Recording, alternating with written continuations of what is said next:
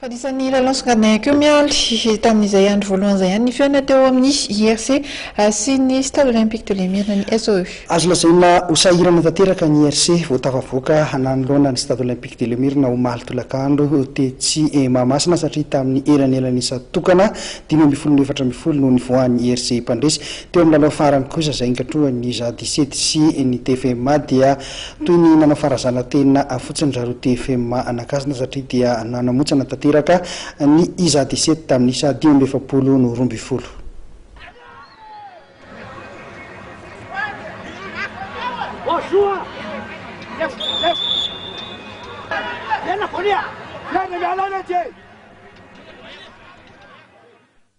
Mivoaka sepitra ny IRC vao tafavoaka mpandresy nanoloana ny Stade Olympique de l'Emirna nary zareo mena valahana.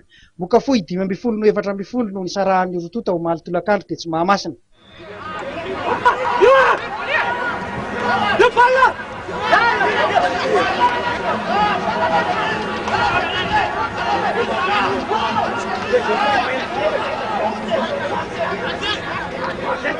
Volanomboka 10 minitra monja ny lalao dia efa hita taratra fa ananana fahavonona tanteraka ny anohatra ny IRC ny stady.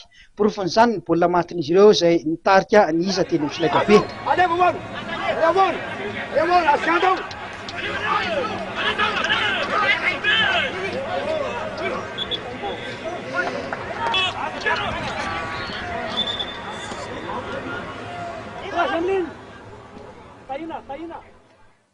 Hatrany am-boalohany ka hatramin'ny farany dia nifangaikaika hatrany ny isa teny amin'ny solaitra be sy saika ny mena valahana hatrany no nitarika.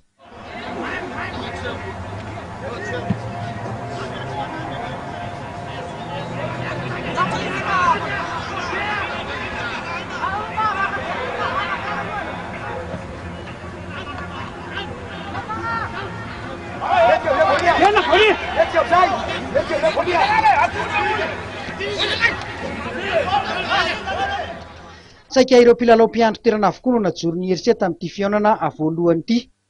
Ka hita ho tsy dia tao loatra ny fiarahana. Tombony ho an'ny stady kosa ny fanafainganana ny lalao sy ny tanjakarabatana ka nahafahany nanohitra ny IRC hatramin'ny farany.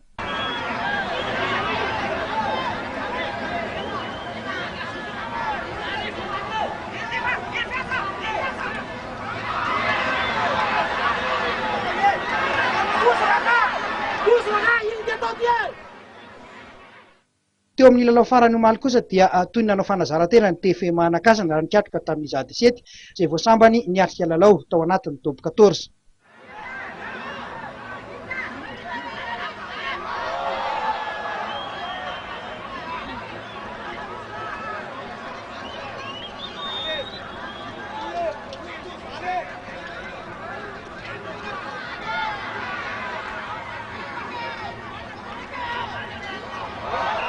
Resin'ny TFMA tamin'ny isa mavesatra 5-12 ny ZA17 manao akanjo mena.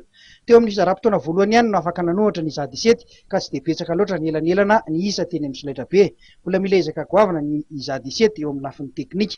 Lalao tanterahana omaly ihany tsara fanombona ny FTM Manjakaray rehefa nandresy ny TFA anaty hazo 2-9 no 7-10.